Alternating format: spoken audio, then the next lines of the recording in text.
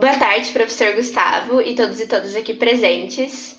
Antes de iniciar a apresentação do nosso caso, que se chama Concerning Military and Paramilitary Activities in and Against Nicaragua, tradução livre com relação a atividades militares e paramilitares na e contra Nicarágua, eu gostaria de fazer um agradecimento especial ao monitor responsável pelo nosso grupo, que é o Alexandre Vaz. Então, oi, Ali. Muito obrigada pelo seu auxílio. Ele foi essencial para a construção desse seminário e a gente espera que todos os discentes aqui achem a nossa apresentação didática. Então, antes de tudo, apresentando o nosso grupo, ele é composto por mim, Flora Meloni, e por Edmar Rockenbach, Isadora Puretz e Maria Clara Tomé. Aí, então, para começar esse seminário, eu vou falar um pouco da jurisprudência da Corte Internacional de Justiça, que é a CIJ. E ela abarca, então, dois tipos de procedimentos, e eu vou explicar algumas características principais deles. Então, na jurisdição consultiva, o que a Corte faz é uma análise de questões em abstrato, pedidos de opiniões consultivas acerca de questões legais. Então, ela emite uma opinião consultiva, que é uma opinião baseada nas considerações que ela faz, considerações legais. E esse é a parte principal da jurisdição consultiva. Ela não é obrigatória, então essa opinião que a Corte emitir, ela não vai ser vinculada aos estados, mas ela vem atrelada ao prestígio que a Corte tem o seu nome, lembrando que ela é o órgão de jurisdição maior da ONU, relacionado a questões jurídicas. E aí, dois tipos de órgãos, de partes, podem pedir o parecer consultivo à Corte Internacional de Justiça. Isso está no artigo 96 da Carta da ONU. Aí os primeiros deles é a Assembleia Geral, a AGNU e o Conselho de Segurança. Eles podem pedir opinião sobre qualquer questões legais. E o segundo, e depois, em seguida, vem os órgãos e agências especializados da ONU. Então, a gente tem o secretariado como órgão, o Conselho Econômico Social, aí as agências, a gente tem a Unesco, a OMS, a OIT. Aí existem alguns requisitos para que elas pedirem parecer consultivo, que precisa receber uma autorização pela Assembleia Geral da ONU, que é a AGNU. Em seguida, os pareceres que elas pedirem têm que ter a ver com o escopo de atuação. Então, a Organização Internacional de Trabalho, a OIT, só poderia pedir um parecer consultivo com relação ao tema trabalho. E aí, passando para a jurisdição contenciosa, que é o que realmente nos interessa aqui nesse trabalho, já que todos os seminários apresentados hoje vão estar dentro dessa jurisdição. Somente estados possuem legitimidade para comparecer perante esse Tribunal Internacional. Está no artigo 34 do Estatuto da CIJ. E aí, não é só ser Estado a condição necessária para colocar um caso frente à jurisdição contenciosa. Esse Estado, ele precisa ser parte do Estatuto da CIJ, e aí, para ser parte do Estatuto da CIJ, ele pode ser um membro da ONU, então todos os Estados membros da ONU são ipso facto membros do Estatuto da CIJ, ou eles podem, não sendo membro da ONU, conseguir uma autorização da Assembleia Geral da ONU para fazer parte do Estatuto da CIJ. E aí existe uma segunda forma também, que é não sendo parte do Estatuto da CIJ, eles podem, excepcionalmente, não é algo comum que acontece, colocar um caso frente à corte quando autorizados pelo Conselho de Segurança da ONU. Em seguida, exige o consentimento dos estados litigantes para ser exercida. E aí, esse consentimento é uma palavra essencial, porque o parecer dado pela jurisdição contenciosa, ele é obrigatório, como está aí por último. Não necessariamente significa que ele vai ser cumprido, né? Dando spoiler do nosso caso, os Estados Unidos nunca pagou a indenização devida a Nicarágua, mas juridicamente falando, ele é obrigatório. E aí, para conseguir consentimento, existem algumas formas que eu vou explicar agora, porque eu acredito que isso seja bem pertinente. Então, primeiro, na existência de um tratado entre os estados litigantes, se esse tratado reconhece que, em caso de discordância de interpretação, por exemplo, eles podem levar o caso à CIJ, então eles podem fazer isso, ou envolve a chamada cláusula facultativa de jurisdição obrigatória de um tratado. No Brasil, ela é chamada de cláusula Raul Fernandes, e aí ela exige a reciprocidade entre os estados. E aí, por último, em uma jurisdição ad hoc da CIJ, casos particulares em que a aceitação da jurisdição com consentimento dos estados não precisa necessariamente ser expresso. Aí, por último, essa jurisdição contenciosa é dividida em 2 julgamentos, e isso a Isadora e o Edmar vão explicar agora. Então, iniciando uma breve explicação do que se trata a primeira fase de julgamento, ela é denominada como julgamento preliminar, preliminares, e nessa primeira fase de julgamento é analisada a admissibilidade na CIJ e a aplicação da jurisdição contenciosa.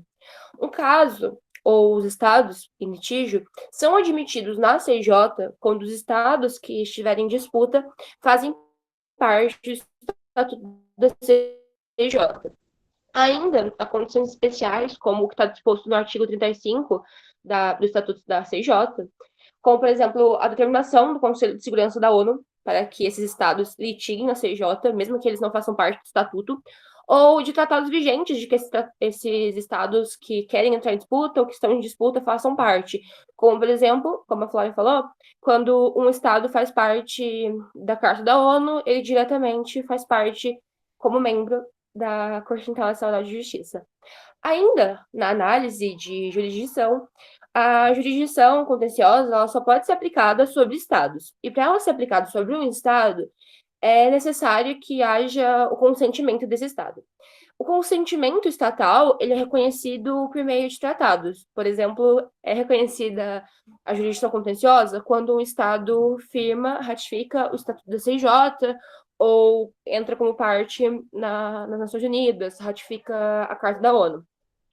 Ainda dentro da análise de jurisdição, há o caráter de jurisdição compulsória. A jurisdição compulsória, ela está totalmente atrelada ao depósito da cláusula facultativa Raul Fernandes, que admite ao Estado que depositou essa cláusula que seja aplicada a jurisdição obrigatória, a jurisdição compulsória sobre algum caso.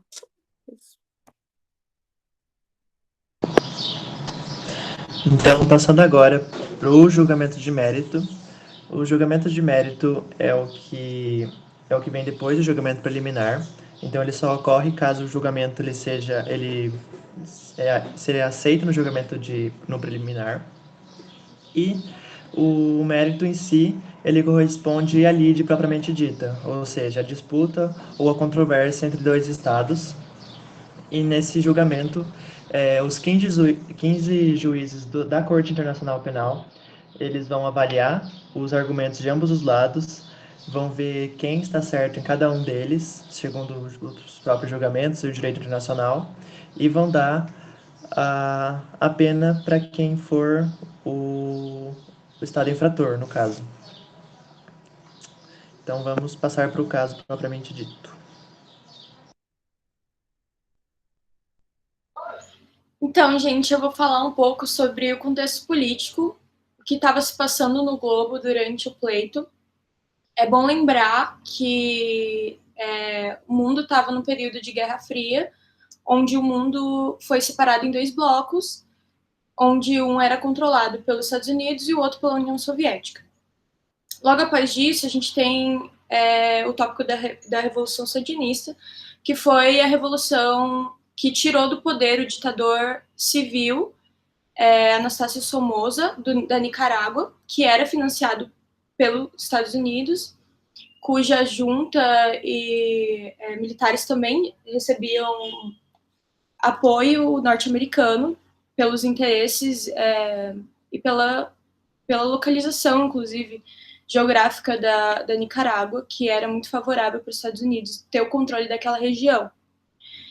Depois disso, a gente tem eu vou falar um pouco a respeito da era Reagan, que foi o período de governo do Ronald Reagan nos Estados Unidos, onde ele deixou muito claro durante esse governo o anticomunismo dele. Então, ele estava realmente dedicado a controlar todos os levantes de origem tipo, esquerdista, mas assim, que fossem da pauta comunista, né? Ele estava realmente dedicado a isso, e com isso ele financiou organizações para realizar esse controle de inteligência, entre outras, que no caso eu cito abaixo, que é a Operação Coro, que cuidava dessas questões de inteligência, de contenção de revoluções, etc., na parte a parte central da América, e a Condor, que cuidava dessas questões no Cono Sul. E ela era, inclusive, sediada no Chile durante a ditadura de Pinochet. Pode passar. Tá. Nesse contexto, a gente tem a aparição dos contras, inclusive, no pleito, né? Que vai vir depois. E eles eram as forças contrárias às forças sandinistas, que recebiam um apoio financeiro, bélico, intelectual, estratégico dos Estados Unidos. E, inclusive, eles eram compostos por ex-membros da Guarda Nacional durante o período de Somoza. Pode passar. Eu vou falar um pouco de alguns crimes que que vão falar posteriormente na apresentação, mas eles foram acusados de instalar minas nos principais portos, gasodutos e petroleiras do país, que gerou um prejuízo econômico muito grande para o Estado.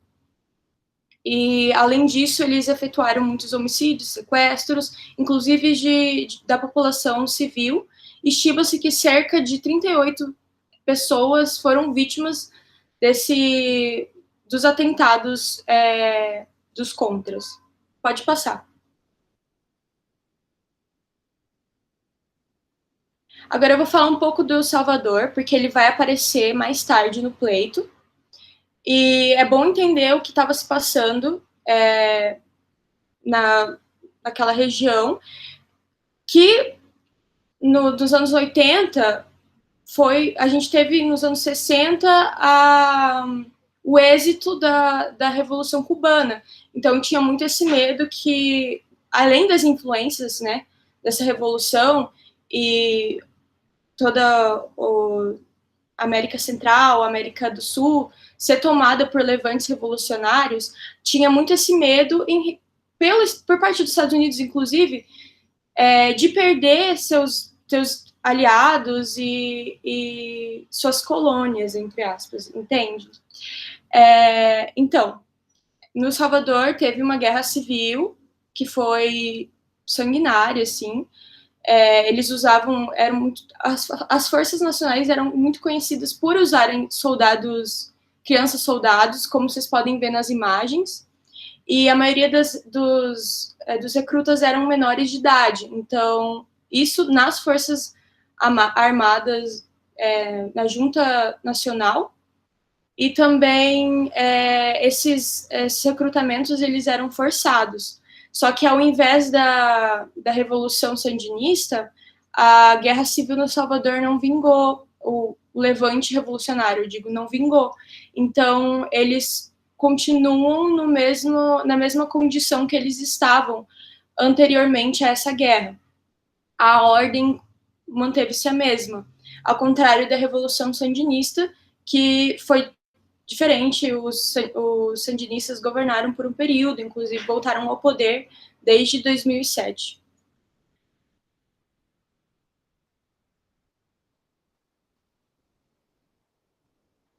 Um dado interessante para se pensar a guerra civil no Salvador e a influência dos Estados Unidos nessa região é que eles mandaram boinas verdes, que eram veteranos assim da guerra do Vietnã, para treinar a junta nacional para lutar contra os revolucionários. E nisso eles ensinavam todas as técnicas que eram usadas no Vietnã. Por isso se fala muito da vietnamização do conflito no El Salvador. E é isso. Bom, agora a gente vai retomar um pouco do que a Maria colocou em evidência no contexto histórico, que é a questão do exercício estadunidense de atividades militares e paramilitares em território nicaragüense, o que se configura como um ilícito internacional, e é devido a isso que a Nicarágua promove um pleito contra os Estados Unidos perante a CIJ. O pleito, basicamente, ele é a questão judicial, o litígio, o documento do litígio.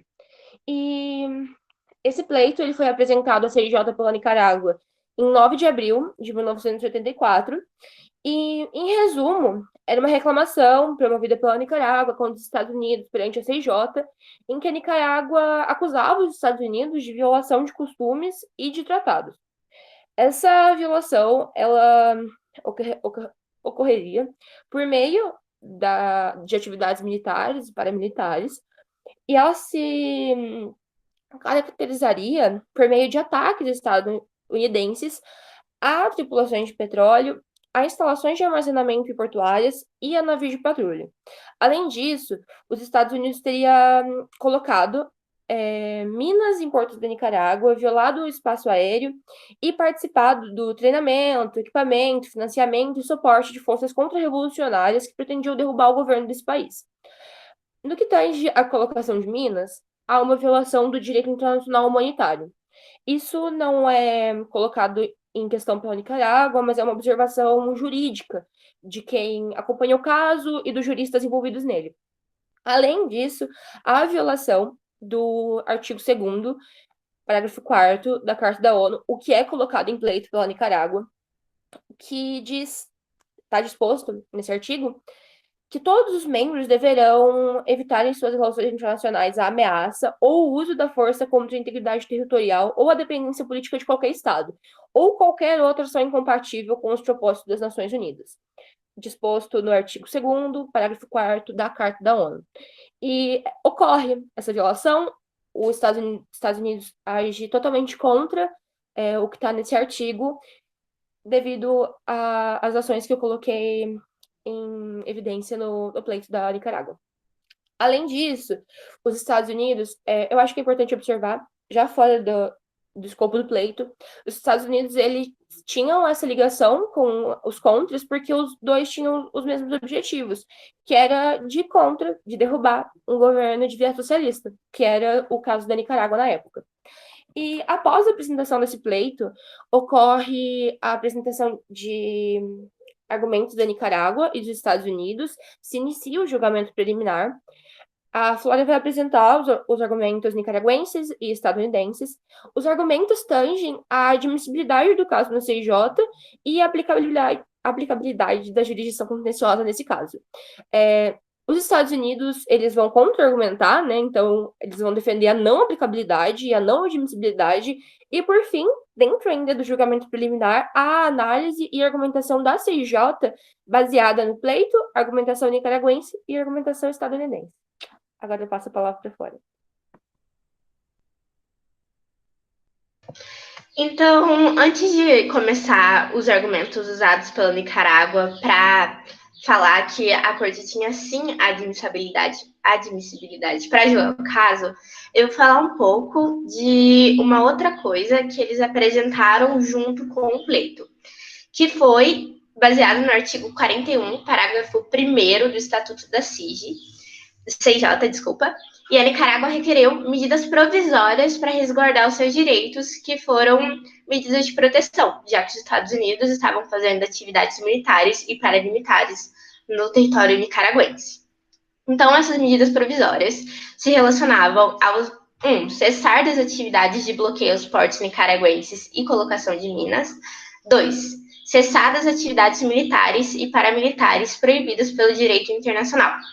Já adiantando, a Corte determinou no dia 10 de maio do mesmo ano essas e mais 2 outras medidas provisórias, que foram, continuando a contagem que eu já tinha feito, 3. Que ambas as partes se abstivessem de praticar qualquer tipo de ação que pudesse ampliar ou agravar a controvérsia.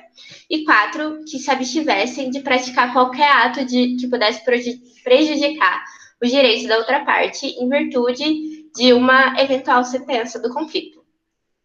E aí, fazendo um adendo aqui, um comentário à parte, essa última medida provisória foi praticamente ridicularizada pelos Estados Unidos, porque eles colocaram um embargo comercial à Nicarágua exatamente, tipo, junto com ela, sabe? Eles falaram que não deram atenção e fizeram esse embargo comercial, que seria uma ação que prejudica, né, os direitos econômicos da Nicarágua antes do fim do conflito. E aí, agora passando para os argumentos de fato usados pela Nicarágua para justificar a jurisdição da CIJ. Aí o primeiro deles é baseado no artigo 36, parágrafo 2º do Estatuto, que afirma que tanto a Nicarágua quanto os Estados Unidos teriam depositado a cláusula facultativa de jurisdição obrigatória, que para a gente é a cláusula Caio Fernandes, que se relaciona com reciprocidade da jurisdição da Corte em todas as controvérsias de origem jurídica que versem sobre, e aí citando diretamente do Estatuto, 1. A interpretação de um tratado. 2. Qualquer questão do direito internacional. 3. A existência de um feito que, se estabelecido, constituiria violação de uma obrigação internacional. E 4. De natureza ou extensão da reparação que há de se fazer pela quebra de uma obrigação internacional. Então, a Nicarágua estava colocando que um tratado estava sendo violado, não só um, como vários. Ela apresentou vários no pleito dela. E também falou que estava havendo uma violação de uma obrigação internacional, né, que é o respeito à soberania dos Estados. Então, o argumento seguinte afirmava que a declaração da Nicarágua em relação à cláusula facultativa remontava à Corte Permanente Internacional de Justiça. Então, a Nicarágua tinha assinado em 1929 o estatuto dessa corte, né, que é a CPJI, antecessora da CIJ, e com base nessa declaração de 1929, se aplicaria o artigo 36, parágrafo 5º do Estatuto da CIJ, que estende a aplicação das cláusulas facultativas da época da CPJI à jurisdição da CIJ. E aí, os Estados partes da CIJ continuariam vinculados à cláusula facultativa, que continuaria a valer. Esse argumento também citava o artigo 37 do Estatuto da CIJ, que dispõe que os tratados que estipularam a cláusula compromissória seriam lidos como estabelecendo a jurisdição obrigatória ou compulsória da CIJ. Então, já que eles tinham assinado em 29 e continuava valendo mesmo depois da CPJI ter assinado em CIJ, eles teriam jurisdição, a corte teria jurisdição para julgar o caso. Aí, desculpa por esse barulho aí. Então, pode passar o slide, Isa. Falando sobre os contra-argumentos apresentados pelos Estados Unidos para falar que a corte não tinha jurisdição para julgar esse caso dentro da jurisdição contenciosa. O primeiro deles se relaciona à reserva da jurisdição obrigatória da CIJ nas controvérsias com os países centro-americanos. E aí, como está aí, de acordo com o artigo 36, parágrafo 3º do Estatuto da CIJ, no contexto de uma cláusula facultativa, a jurisdição obrigatória não precisa ser necessariamente plena. E então, apenas 3 dias antes da Nicarágua ter formulado o pleito e colocado ele ante a corte, os Estados Unidos tinham feito essa reserva, né, a cláusula Raul Fernandes deles, e essa reserva ela teria entrado em vigor imediatamente e seria, após ter sido colocada, e seria vigente por um período de 2 anos. Então, portanto, de acordo com os Estados Unidos, a declaração de 1929 da Nicarágua, ou a declaração de 1946 dos Estados Unidos, né, que foi quando eles formalizaram o Estatuto da CIJ, não teria validade, da CIJ não teria validade.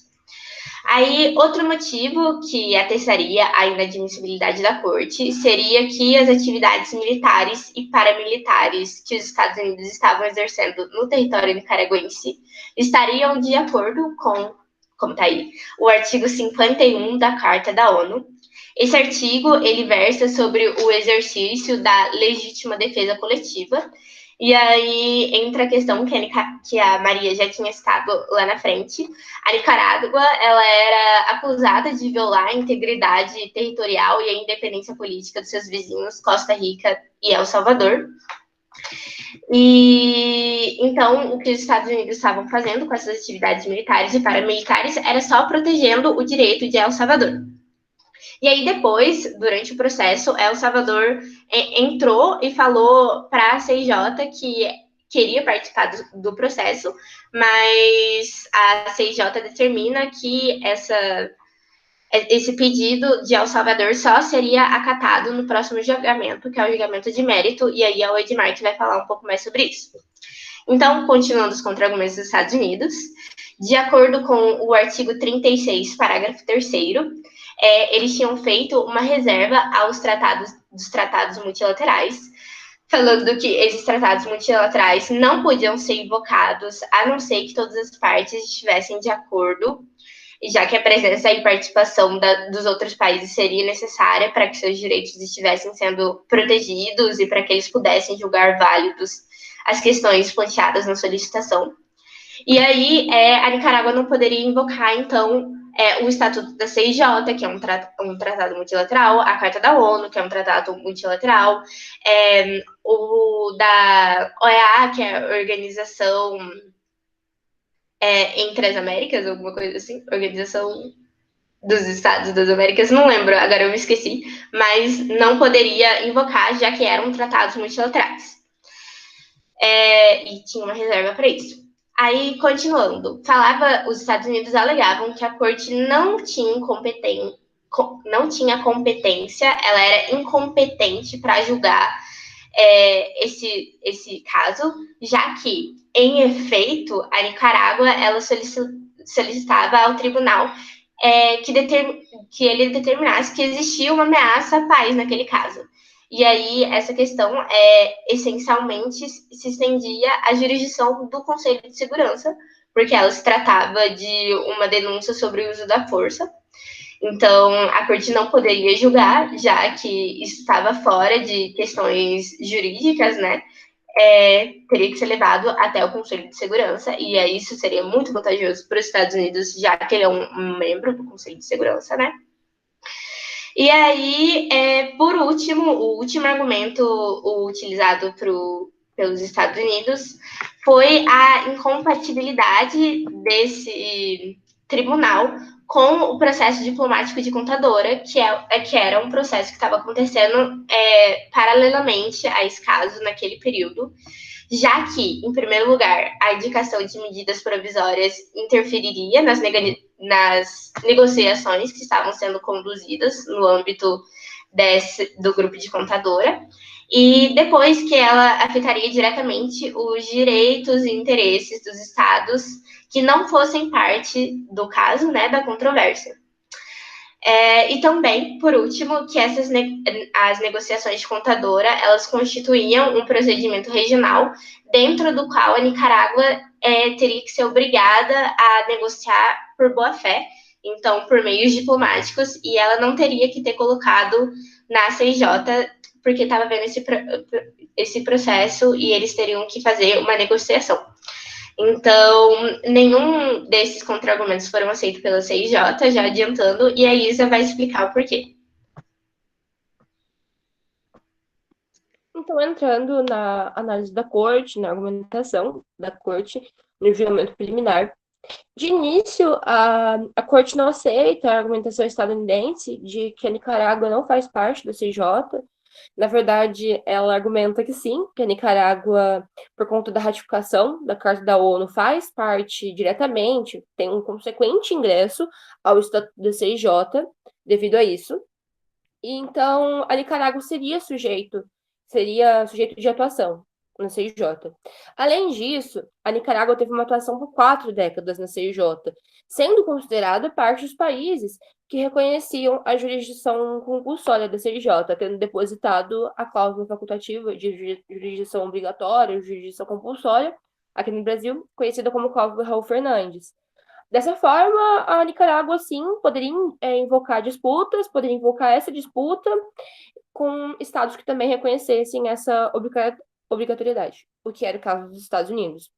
Em segundo lugar, há uma negação da CIJ perante a declaração estadunidense, que é a declaração que a Flora falou, é uma tentativa de reserva para não entrar em litígio com estados centro-americanos, o que é negado pela CIJ, perdão, porque na cláusula facultativa Raul Fernandes dos Estados Unidos há uma reserva de aviso prévio, ou seja, quando for haver uma nova reserva, ela deve ser feita com 6 meses de antecedência, o que não ocorreu na declaração estadunidense. A tentativa de reserva feita pelos Estados Unidos foi 3 dias antes da apresentação do pleito formulado pela Nicarágua perante a CIJ. Então, foi muito menos, na verdade, né, do que deveria ser. Dessa forma, até agora, é admissível e é aplicada a jurisdição contenciosa. Ainda entra no mérito da reserva estadunidense em cláusula facultativa quanto a tratados multilaterais. Somente seria obrigado, os Estados Unidos somente seria obrigado a entrar em litígio, a sua jurisdição compulsória somente seria aplicável quando todos os estados de tratados multilaterais estivessem participando dessa disputa. O que a CIJ analisou perante isso é que todos os tratados invocados pela Nicarágua na apresentação do seu pleito, em todos esses tratados, os estados que faziam parte deles teriam depositado a cláusula Raul Fernandes reconhecendo a jurisdição compulsória. E a CIJ deixaria o caso aberto aos estados que tivessem interesse em participar, estados que fossem parte desses tratados invocados pela Nicarágua. Então, a argumentação estadunidense não valia, porque estaria aberto a esses estados e eles poderiam participar da disputa, se assim fosse da vontade deles, de defender seus interesses. Desse modo, o caso é admitido para julgamento, porque não há inadmissibilidade, não há inaplicabilidade da jurisdição contenciosa. Por fim, depois do julgamento preliminar ter sucesso, do caso ser admitido e passar o julgamento de mérito, os Estados Unidos deixam de fazer parte, abandonam, né, o caso, não participam mais do julgamento, só atuando, né, o seu papel de menino mimado no cenário internacional. E agora a gente passa para o julgamento de mérito, que vai ser apresentado pelo tribunal. Obrigada. Oi, gente, tudo bem? Então, agora a gente vai entrar no julgamento de mérito, que, como eu expliquei já no começo, é a avaliação dos juízes da Corte Internacional de Justiça sobre os argumentos de ambos os lados. Como a Isa falou agora no final, os Estados Unidos ele se retirou do julgamento por não aceitar as decisões do julgamento preliminar, então ele não fez parte do julgamento de mérito. Porém, a CIJ decidiu por dar continuidade ao julgamento, mesmo com a ausência dos Estados Unidos, né, na corte. E por que isso aconteceu? Porque na Constituição da CIJ, no seu artigo 53, ele permite a corte dar continuidade ao julgamento, mesmo com a ausência de uma das partes. Isso vai acontecer fundada no bom direito, ou seja, mesmo faltando uma das partes, a corte não vai dar preferência à parte que está presente, então ele vai apresentar os argumentos que provavelmente seriam apresentados pela parte ausente, e o julgamento vai seguir normalmente, só que sem a presença física, sem a presença de um representante dos Estados Unidos, só da Nicarágua. Pode passar. Os pontos debatidos pela CIJ referentes a argumentos dos Estados Unidos e da Nicarágua, eu dividi aqui em 4 principais tópicos. O primeiro deles é o do Tratado de Amizade, Comércio e Navegação. Foram 3 principais pontos, que são eles. Por 14 votos contra 1, a CIJ decidiu que os Estados Unidos ele violou esse tratado, que entre a Nicarágua e os Estados Unidos. Por 12 votos contra 3, ele decidiu que, por conta dos ataques que os Estados Unidos cometeu contra a Nicarágua, eles cometeram atos de natureza a privar do seu objetivo esse tratado de amizade, comércio e navegação com a Nicarágua. E por 12 votos contra 3, eles decidiram que, por conta dos ataques contra o território da Nicarágua e pelo embargo geral do comércio dos Estados Unidos para a Nicarágua, eles violaram as obrigações decorrentes do artigo 19 do Tratado de Amizade, Comércio e Navegação com a Nicarágua. O próximo ponto é em questão da legítima defesa, que foi um argumento apresentado pelos Estados Unidos para justificar os ataques e as atividades militares na Nicarágua. Foram 2 principais pontos sobre esse assunto. O primeiro deles foi por 12 votos contra 3. Os juízes da CIJ, eles rejeitaram a justificativa de legítima defesa apresentada pelos Estados Unidos. E por 12 votos contra 3, eles decidiram que, por conta dos ataques ao território da Nicarágua, que são esses listados aqui no slide, contra Porto Sandino, Corinto, a Base Naval de Potosí, São João do Sul, São João do Norte, eles violaram o costume de não recorrer à força previsto no direito internacional. Próximo ponto é em referência aos assuntos internos da Nicarágua. Como já explicado lá no começo do slide, a Nicarágua estava vivendo um contexto histórico revolucionário, né, com a ascensão de um governo socialista que não agradou os Estados Unidos. E então, por 12 votos contra 3, a CIJ decidiu que os Estados Unidos, por apoiar as forças contra-revolucionárias, os Estados Unidos violou o direito de não intervenção nos assuntos internos de outro Estado. E por 14 votos contra 1, eles declararam que os Estados Unidos, por produzirem e por veicularem um manual chamado Operaciones Psicológicas em Guerra de Guerrillas, que eles distribuíram para as forças contra-revolucionárias, eles encorajaram essas forças a cometerem atos contrários ao direito internacional público. E, por fim, os últimos pontos debatidos pelos juízes da corte foram sobre a questão da soberania. Eles decidiram por 12 votos favoráveis contra 3 votos contrários que os Estados Unidos, ao ordenar voos sobre a Nicarágua, ele violou o espaço aéreo e a soberania desse país. Por 12 votos a favor contra 3 contrários, eles decidiram que, pela colocação de minas aquáticas, os Estados Unidos ele violou o direito internacional de não recorrer à força, não intervir e não atentar à soberania e não interromper o comércio marítimo. E por 14 votos contra 1, eles decidiram que os Estados Unidos violaram as obrigações do direito internacional ao não informar a localização dessas minas aquáticas que eles colocaram no mar ao redor da Nicarágua, que teve impactos muito grandes sobre o comércio e sobre a segurança e a soberania do país. Bom, esses foram os argumentos julgados pela corte. Agora a gente vai ver as conclusões do caso, quais foram as penas da corte para os Estados Unidos. Pode passar. Isso. Bom, a corte ela chegou a estimar uma indenização dos Estados Unidos para a Nicarágua, que ficou em 370 milhões de dólares em favor da Nicarágua. Esse montante, todavia, nunca foi pago. Os Estados Unidos ele se rejeitou a pagar por não concordar com a conclusão do caso.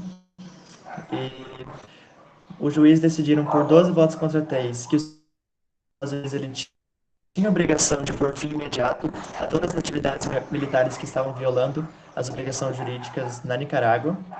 Por 12 votos contra 3, eles decidiram que os Estados Unidos estavam obrigados, em favor da Nicarágua, a reparar os prejuízos causados pela violação de direito internacional nessas atividades militares. Por 14 votos contra 1, eles decidiram que os Estados Unidos estavam obrigados a reparar os prejuízos causados pela violação do Tratado de Amizade, que eu já mencionei anteriormente. Pode passar.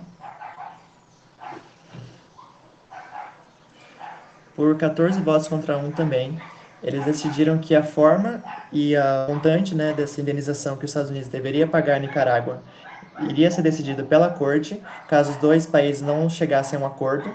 Como os Estados Unidos ele não estava mais no caso, não tinha como chegar a um acordo, não tinha como ter esse debate entre eles. Então foi a própria corte que estimou os 370 milhões que deveriam ser pagos dos Estados Unidos para a Nicarágua por conta dessas violações. E, por último, o único ponto que foi por unanimidade entre os juízes da corte foi de relembrar às partes a obrigação de procurar uma solução pacífica para seus conflitos, né? Algo que já é previsto no direito internacional público. E, enfim, essa foi a conclusão do caso. Mais uma vez, os Estados Unidos ele se recusou a pagar a indenização. Até hoje nunca houve nenhum tipo de compensação pelos atos pelas organização militar na Nicarágua. E é isto. Espero que tenham gostado. Alguém tem mais algo a adicionar? Nada a acrescentar. É isso, pessoal. Muito obrigada. E qualquer dúvida é só perguntar pra gente.